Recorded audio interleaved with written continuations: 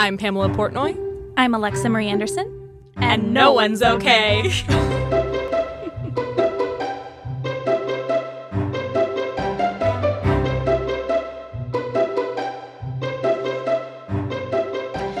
Scroll and stop. Look. Scroll, stop. Zoom in. Scroll again. My face is falling. My cheeks are flushed. My shoulders at my ears. Compare, contrast, compare. Look in the mirror. Smile, frown. Suck it in. Breathe it out. Judge. Judge more for judging. Complete sadness. What the fuck am I even doing? I have work to do. I have my own shit to build. Get up and just walk away. Fuck. I need a mental health break. Exhale. Wait, fuck. Forgot my phone. Scroll and stop. Scroll and stop. There it is. Love that. I almost got chills because it was so relatable. Sounds familiar. Yeah, it sounds so familiar. Oh boy, yeah. Well, we're gonna. That's what we're tackling today, guys. We're gonna talk all about that, but first, I want to introduce our special guest that we have today. We have the fabulous Katy Bellotte with us. She's the host of Thick and Thin podcast, and we're really happy to have her. I wanted to have you on, Katy, today because actually I listened to one of your episodes where you talked about jealousy, and I was so intrigued and loved what you had to say. So I would just love to hear more about that and talk about it with you. Well, I'm honored to be here. This is my favorite thing to talk about. I love talking about this. Yay. So we love to tackle emotions in our episodes and kind of dive into what it feels like in our body, what kind of runs through your mind. And I feel like jealousy is a super taboo topic, but it exists. Yeah. And we're going to just try not to shy away from it. We've been putting this one off as well. I feel like we say that for all the emotions. We always put them off. Yeah. This is a really uncomfortable one, though, because I feel like no one wants to admit that they feel jealous about something. Right. Yeah, of course, you want to be one of those people that's happy for everybody. And that's like, oh yeah, I'm everyone's biggest fan. Like I'm just kind of in my own lane here, staying in my own lane, not looking over, peeking at other people, but it's impossible not to. Yeah, for sure. And I don't know, I think I tried diving into it a little bit when I was writing that little, whatever we're going to call that. It was beautiful. Song and dance, ditty, poem, spoken word, whatever. Yeah. It's just a really nasty kind of feeling. And I feel like what adds on top of it is the own shame that you have knowing that you're feeling that way. Yeah, right. I couldn't agree more.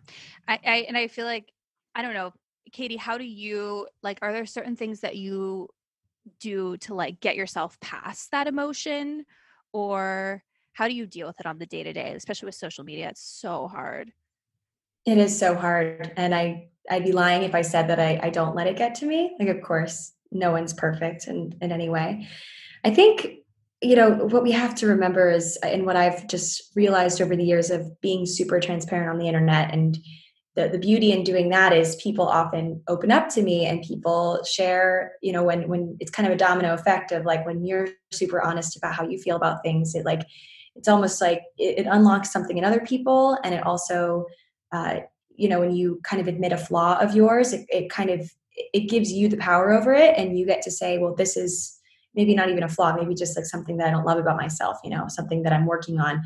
You admitting it, especially admitting it to like a public forum, is honestly the most freeing thing ever, because you're like, I acknowledge that this is something I'm working on. So I've posted numerous things about this on social media, and the outpouring of people saying, me too, like, I feel this way too, like, I do this as well. It's brought me probably the most peace in all of this, because I know that I'm not the only person doing it. And so when you think of a society where everyone is comparing themselves to everyone, it's not something that's really shameful anymore. It's just something that's normal now. And it's something where I give it less power over me. And I realize that, even though when I'm creating, when I'm living, when I'm doing things, I'm comparing myself, my body, comparing my art to other people, which I think is probably worst of all. Like I'm always comparing what I'm making. I think just knowing that the cold hard truth that everyone is doing it, even if they don't want to share that they are, because it's not glamorous. That always helps me out, just knowing how normal it is. And I just kind of let it be so fleeting, and I don't dwell in it because I don't feel like I'm the only person doing it. So, yeah. 100%. How do you just kind of sit with it, or do you kind of just... I think sitting with it is important because, sitting with it and thinking about it a little bit and asking myself, why do I feel like this? Like where does this come from? Maybe because for me, a lot of the comparison that, comes from my day to day, or what I'm looking at, stems from past traumas that I've gone through in my life when, I spent 4 years in high school getting brutally bullied. And I really, from that's really affected me in the sense that, like, I look for validation from people. And when I don't get it, it's devastating because for so long I didn't get it. And those are the worst 4 years of my life, basically. And so now I really look for validation. So like with my creations on the internet, with my videos, when they don't get the views that I want, I'm comparing myself to other people and all that stuff. I feel those feelings of just failure, honestly. And I have to sit with that and be like, okay, Katy, think about this. Why are you feeling like this? And it does, realizing what your emotions come from, like where the source is and where they come from in your past is really, really healing, I find. So I do sit with it. I think about it, and I remind myself, of course, of all the things that I do have and how lucky I am and those things. But I also I remind myself that, like, it's okay to feel these things. It's okay to feel. It's extremely human. And I think the worst thing you could possibly do is feel these feelings and just, shove them down and ignore them, because not allowing yourself to feel, like, that is just bottling up emotions. And we know how it goes when you bottle things up. Like, eventually you can't contain it anymore and you will explode. So, Yep. Absolutely. Yeah. The more you push things down, I feel like the worse it gets. mm-hmm. And I know for me, like, I constantly have to remind myself, like, it's like that saying, like, someone's success doesn't mean that you failed. And for some reason, like, that's where a lot of my jealousy comes from. I see someone succeeding in something that, like, I also want, and I'm like, oh, like, why am I not doing that? And it's like, well, you absolutely can. There's room for everybody. There's room for everyone. It doesn't mean that you can't do that because this person did. And it's weird. It's like weird as humans that we immediately have that thought. Yeah. I honestly wonder where that comes from. It's got to be an evolutionary thing. Yeah. Or like a hunters and gatherers comparing your kill to the other person's kill. And, like, I always think about that. I'm very much like a past tense thinker. I'm like, why is this like this? Like, what happened? But I mean, going off of your point, you can't compare someone else's, this point in their career, this point in their life. You can't compare your beginning to someone else's middle. I've heard that a lot. You can't do that. That's just like, it's comparing apples and oranges. It's like, it's similar, but not at all, actually. Yeah. So, right. And everyone has their own journey. Like what someone's journey looks like it's going to be completely different for you or the next person. And so it's kind of just keeping your brain on track and reminding yourself of all of those things. But it's weird. The instinct kicks in immediately. Yeah. It has to be some evolutionary thing for sure. And I feel like we are super aware, like, if something is like good is happening to us. I mean, I was talking to a friend of mine that something really wonderful happened to her recently, and she didn't want to tell anyone because she didn't want to make anyone feel bad. And I'm like, hun, like, if people are feeling bad, like, that's really on them and not you, because something good happening to you doesn't mean that something bad happened to them. And it's just, she came from, like, such a kind and, like, aware place, because people do have the tendency to look at positive things in other people's lives and feel that way. It's very realistic, but also it sucks. And I do think I'm fascinated that you brought up like our ancestral, origin when it comes to this kind of stuff, because if we didn't get the big kill, we die. Like back then it was like highest stakes, survive in the wilderness, bring home your food to family, Literally. And popularity was also important. There's so many ideals from our, very, very old hunter-gatherer years of us existing, when we probably, I don't even want to know what we looked like back then. That's a whole other story. But popularity was a big deal. And there were certain things that made you more popular with your tribe. And if you weren't pulling your weight, if you weren't popular you wanted the validation of other people in your tribe in the hunter-gatherer days, because otherwise they would abandon you, leave you out if you're not going to pull your weight, a part of this tribe, like you're gone, you're done, you're going to die probably. So that's it. It really does stem from that. We act upon instinct that has been garnered years and years ago. So getting in on the information of like what plant is best to eat, what herb could potentially kill you. If you're not in on that gossip, right, you die. Right. Taking risks, it had held a lot more risk back then because you didn't know which plants were going to kill you, like you said. Yeah, and it's fascinating too, because I read about that's like where anxiety comes from too, because back then like it was life or death. You know what I mean? Like if you didn't hunt and gather and find your food, like it was life or death. So that's like where a lot of our anxiety manifests too, is all evolutionary, which I find really fascinating. But we're not hunting for our food anymore. It's okay. We can go to the grocery store.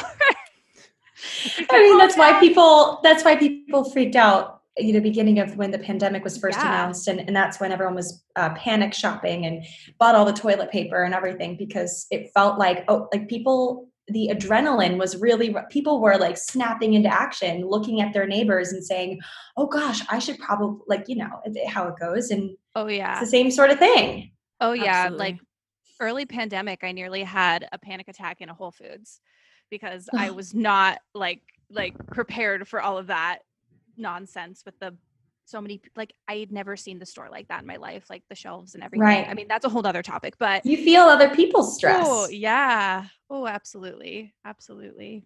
Mm-hmm. When you mentioned that you feel it with looking at other people's art and comparing your art. And I just think it's really interesting. I first of all, thank you for sharing that, because it's like a very intimate thing to share, like things that you get jealous of.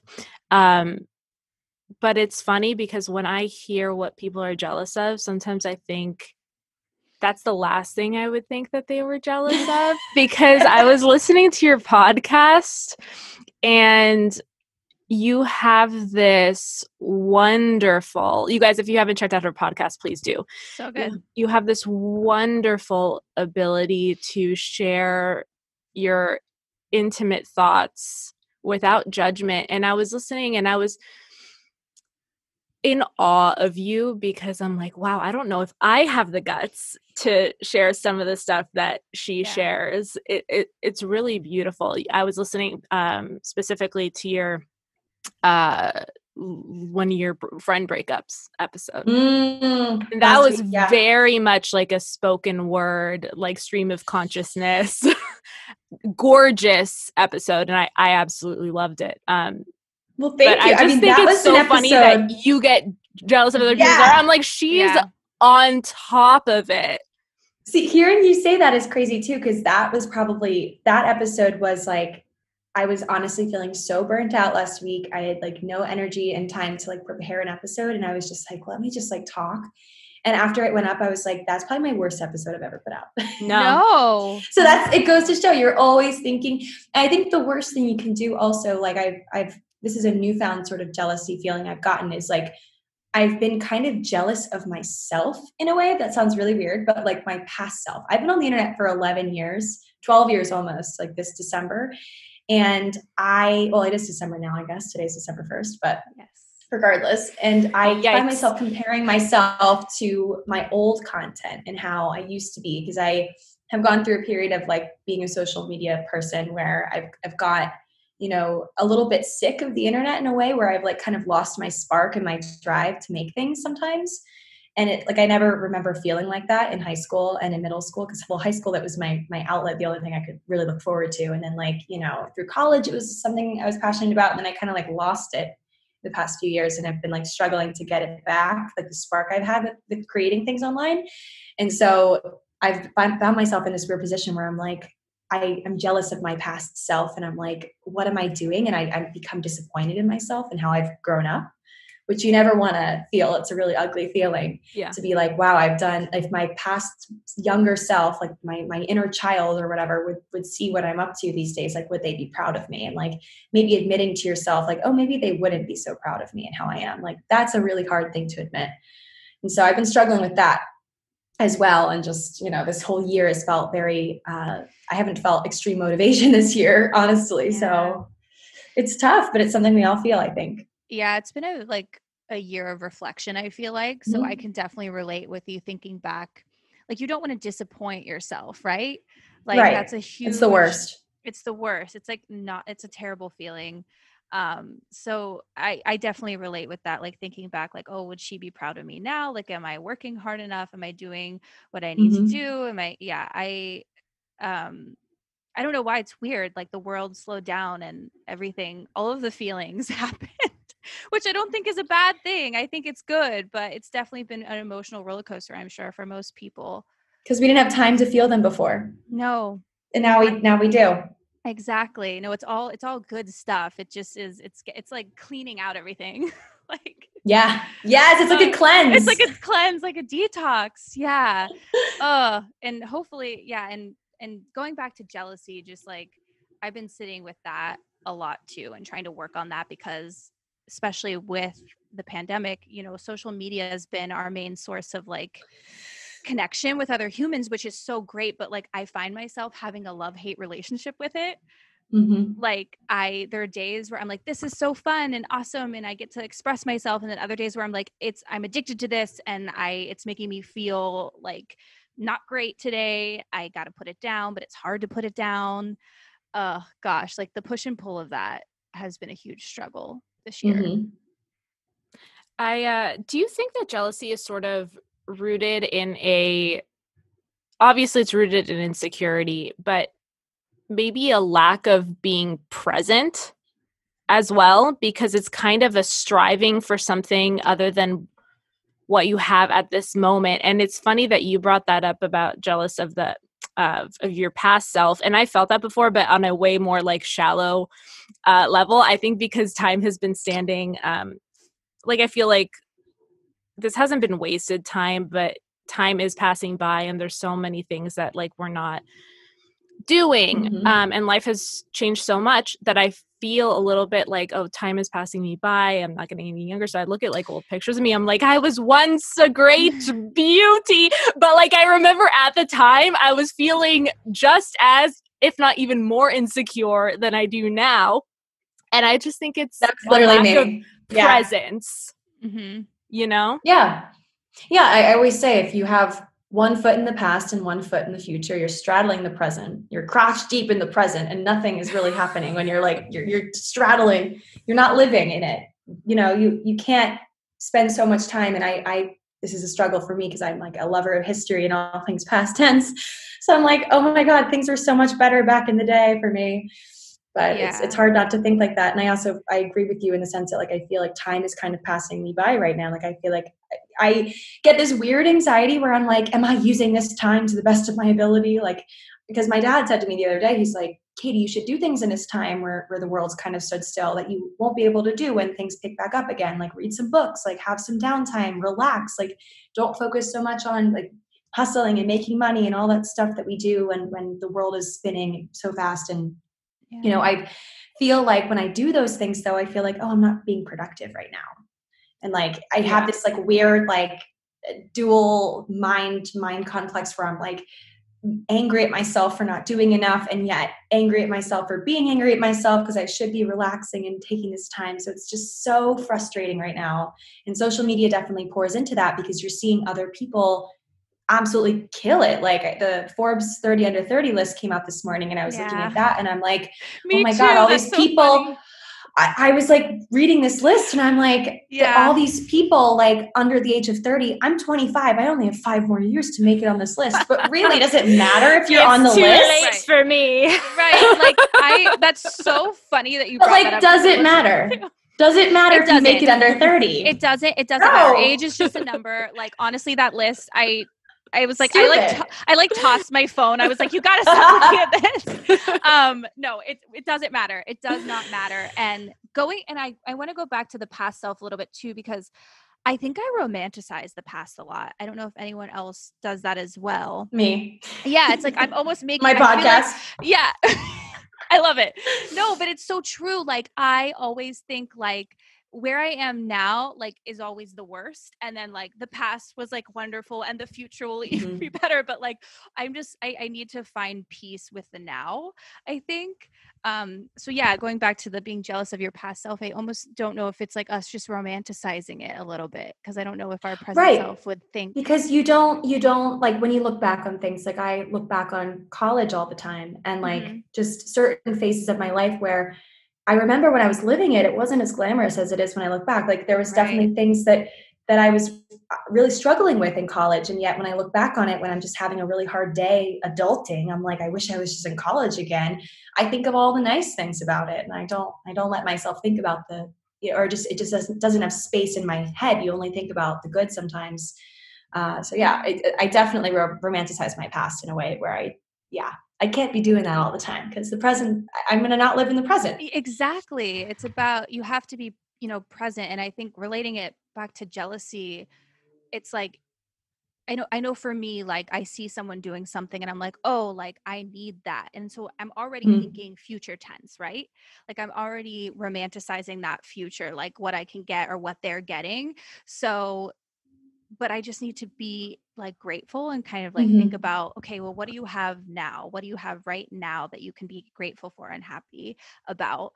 And so I think that like starts to help dissipate the jealousy a little bit. But I think it's all about, past tense, future tense. We're like wanting to be somewhere we're not.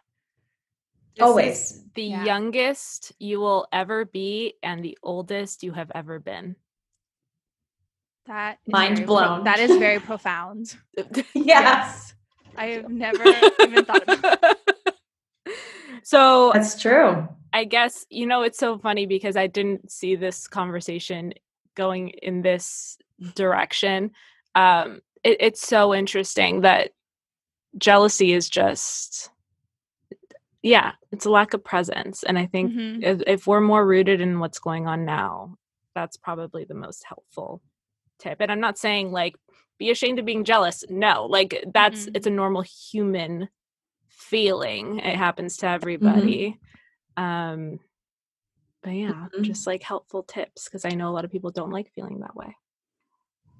No, but I feel like I'm gonna try to embrace it more now and not feel like like shying away from it doesn't help, and just knowing to stay present. Wow, I learned. Yeah, sitting with it's good. Yeah, sitting with it's good. Sitting with it's good. Being present. You're right, Pam. I did not see this going this way either, and now I'm like, I feel like I have a whole new like way of thinking about it, which is amazing. Alexa, what makes you the most jealous? I think for me, it's other people's like succeeding, like looking at that 30 under 30 list. I don't know what it is, like, or people that have similar goals to me, and I see them reaching them and I'm behind. I'm like, oh, like I'm not doing it fast enough, but everyone has their own journey. So I have to let that go. But that for me, it's finding success. But like, what is success for you, right? Like that could look different for because if you're looking at someone that I don't know like what your version of success is, or like maybe like buying a house at like 28 or something, which is like I've seen a bunch of my friends like buying houses and I'm like, that's just crazy. Like I'm not in the position to do that right now.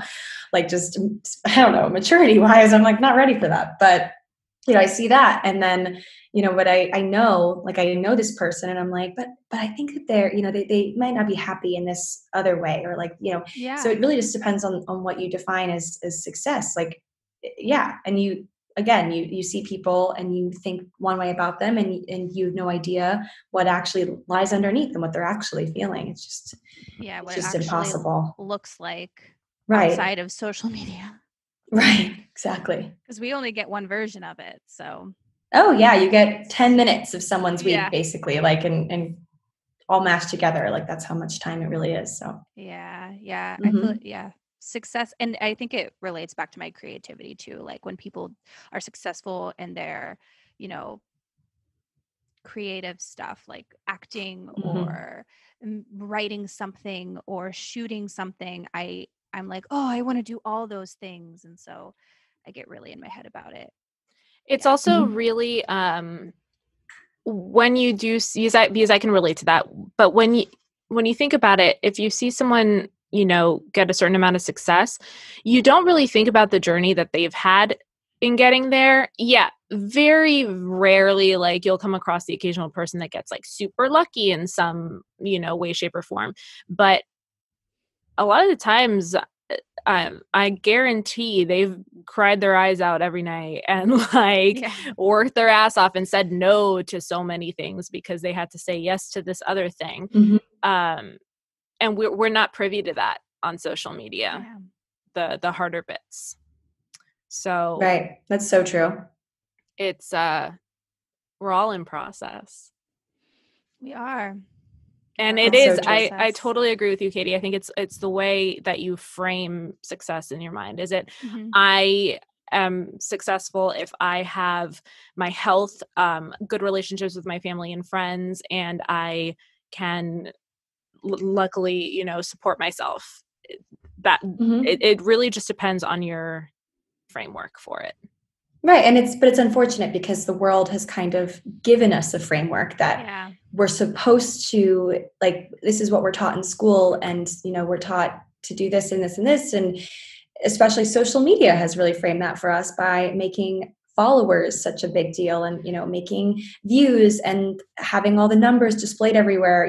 When Instagram did the whole update, when they like took away the likes numbers, like, it didn't happen for everybody, but for me, I've had no likes on my pictures, like, for me, since last November. So like, it's been like a full year of not seeing anyone else's likes, and you have no idea like how much that has helped me out in the confidence category. Like, me not knowing like what my other fellow influencers are like getting on their pictures, like, that was a huge source of anxiety for me for a while.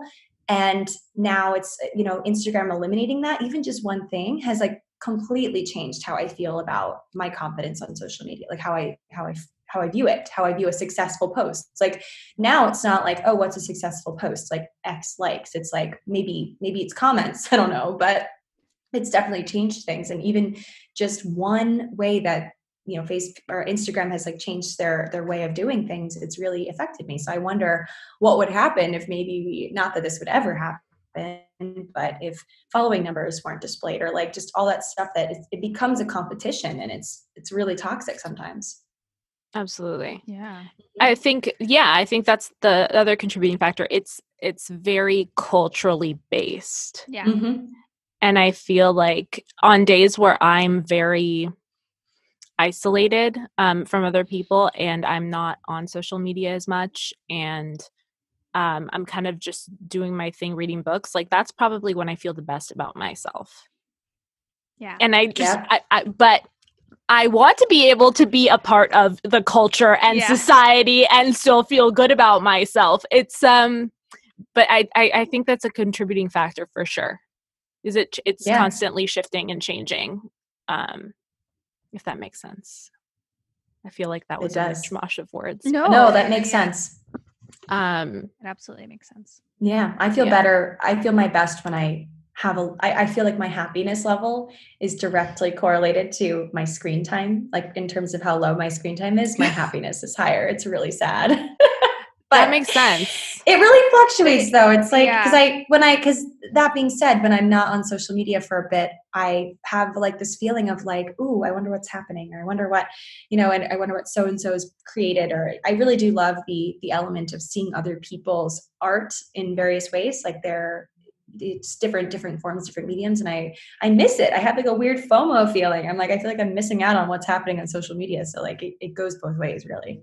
Yeah. Totally. No, I mean, there's pros and cons to it, Mm-hmm. obviously. It brings us, it brings us together. Like, we're able to do this because of social media. True. You know what I mean? Like, I would, I could contact you and we could set this up like that. It makes things a lot easier in that regard. But Mhm. obviously, nothing's perfect. So we gotta work through those kinks. Right. And as long as the pros outweigh the cons, which I think they do overall. I think they do. It's just you gotta leave time for yourself to step away from it a little bit sometimes. I think that is helpful. But yeah. I do want to say that on the episode that I was listening to this morning of your show, you mentioned that you miss meeting strangers. Oh, I so do. And you mentioned you're like, unless you're, on a dating app or unless you're meeting someone, on social media, it's really not something that we're doing right now. But I am so grateful because if we were in studio, I feel like we would eventually started incorporating more guests, but I feel like this has kind of forced us in the best possible way to like make new connections and meet new people so we could have interviews like this. And I'm grateful for that because I don't know if we would be here right now chatting with you, and you're like the loveliest, and I'm so happy we met you. Yes. No, that's so true. I think my very first episode during quarantine was about, I went back and like researched the flu pandemic of 1918, which was like a whole issue within itself because like they didn't have modern medicine and all the things, but they also didn't have social media. So people were literally probably so depressed because they couldn't leave their houses. They did when they had to, but for the most part, it was just they stayed with their families and they literally didn't have any way to contact people. So I know that things are a little rocky right now with people's self-esteem and just motivation and all those things. But I really do think that social media has helped us through this more than we know because it helps us still connect with people even when they're far away. Like I'm here at my parents' house. I've been here for a month. I'm here for another month. And yet I still feel like I know what my friends are up to. And like, that's not something I think I could say for maybe 100 years ago. So for sure. Absolutely. Yeah. Being grateful for that. Yeah. I haven't seen some of my friends obviously as much as I, want. Occasionally I'll go for like a socially distanced walk and stuff like that. But I will say like, I do feel more connected to the people in my life because we're checking in all the time. Like, how are you feeling mentally today?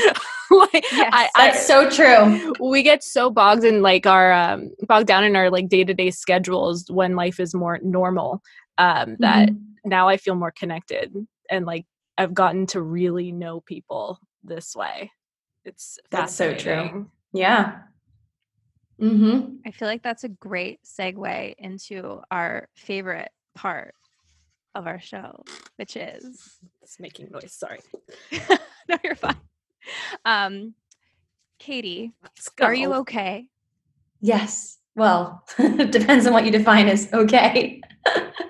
It's so funny because I love that you guys asked this because I just put out this journal that I made that says it's okay on it. I saw that. I was like I need that in my life. Saying that, yeah, it's kind of been my tagline for a long time. And I have this pendant I've had above every single bed of mine since freshman year of college that says it's okay, just in huge block letters, just it's okay. It's meant to be. I know. It's really funny that when I saw that on the email, I was like, oh my God, like this is so meant to be. No, I'm glad you're mentioning it because I was So yes, I am doing okay right now, given the state of our world and all the crazy things happening. But I also, when I'm not, it's okay that I'm not okay. And I love the it's okay saying, like when I'm having a moment of panic and I'm like in my room, like frantic over something, or I'm like missing a deadline or freaking out, I just look at the it's okay. And I'm like, you're right. It's okay. Like I tend to kind of, I get myself worked up over things for literally no reason. It's very much in my head and all just like I make it out of thin air, like this stress, I make it up. But when I feel like that, I'm just like, you know what? It's okay. It's okay. Like the world can wait. Like me in being present with myself in this moment is really important. So yeah. And it's okay to not be okay. I feel like we constantly need to remind ourselves of that, especially in this world today where we feel like it's not okay to be okay, but it's absolutely okay. Mm-hmm. Alexa. Yes. Are you okay? I mean, definitely not. I'm never. Yeah. Never okay. Never. Judging by your text this morning, like I know we weren't okay. Oh no! What was your text this morning? I just had a frazzle. We were having technical difficulties this morning. Yeah, we were having technical difficulties with a Instagram. And she's like, I don't know what to do anymore.